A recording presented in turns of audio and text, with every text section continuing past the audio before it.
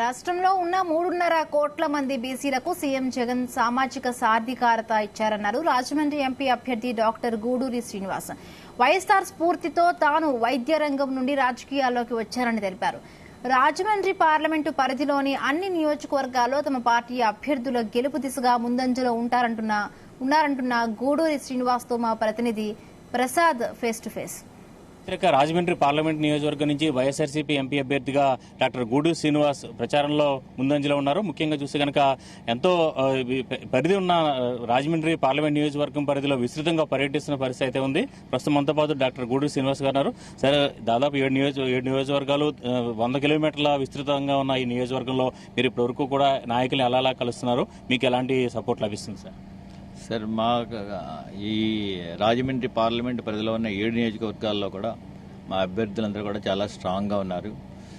అందరూ కూడా గెలుపు దిశగా ఉన్నారు. ఎక్కడ కూడా మాకు కష్టం అనిపించట్లేదు. ఎందుకంటే మేము చేసిన సంక్షేమం, అభివృద్ధి, పిల్లలకి ఇచ్చిన విద్యకి ఇచ్చిన సపోర్టు, అదేవిధంగా ఆరోగ్యశ్రీని పెంచడం, ఇవన్నీ కూడా మాకు లాభించాయి. ప్రజల నుంచి మంచి స్పందన ఉంది. డెఫినెట్గా మేము అన్ని స్థానాలు గెలుస్తామని చెప్పి ధీమాగా ఉన్నాం. సార్, మళ్ళీ బీసీ అభ్యర్థికి కంటిన్యూ చేస్తూ వైఎస్ఆర్సీపీ తీసుకున్న నిర్ణయానికి ఎలాంటి స్పందన వస్తుంది?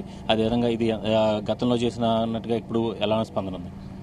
సార్, అంటే బీసీ అభ్యర్థి అనేది రాజమండ్రిలోనే కాదు, జగన్మోహన్ రెడ్డి గారు సామాజిక సాధికారతలో భాగంగా శ్రీకాకుళం నుంచి కృష్ణా జిల్లా వరకు కూడా అందరినీ బీసీ అభ్యర్థులనే పెట్టారు. ఎందుకంటే back bones of the society అన్నట్టుగా ఈ రాష్ట్రంలో 3.5 కోట్ల జనాభా ఉన్న బీసీలని ముందుకు తీసుకెళ్లాలి, వాళ్ళు వెన్నంటి ఉండాలి, వాళ్ళని మెజారిటీ పీపుల్ని మంచి ఉన్నత స్థానంలో చూడాలి అనేది తపన అయింది. అదేవిధంగా మా వేరే పార్టీలో చూస్తే అందరూ ఒకే సామాజిక వర్గానికి చెందిన వాళ్ళని, అగ్రకులాల వాళ్ళకే ఇస్తున్నారు తప్ప మాలాగా బీసీ వెనుకబడిన తరగతులకు ఎవరు కేటాయించలేదు.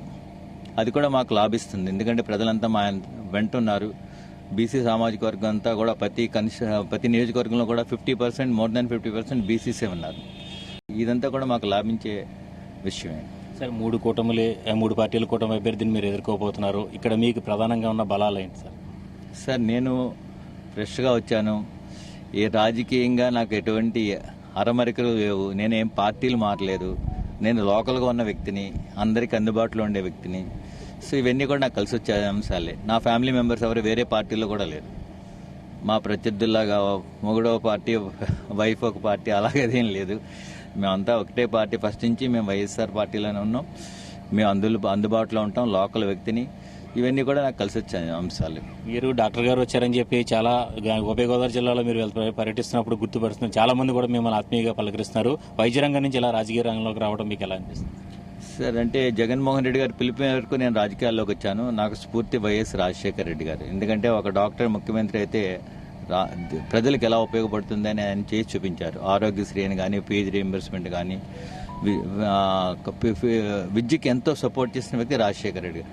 ఆయన వల్ల ఈ రోజున చాలా మంది వెనకబడిన తరగతుల పిల్లలు విదేశాల్లో ఉన్నారు ఐటీ ప్రొఫెషనల్స్ కింద. ఇది కూడా మాకు కలిసి వచ్చే అంశం.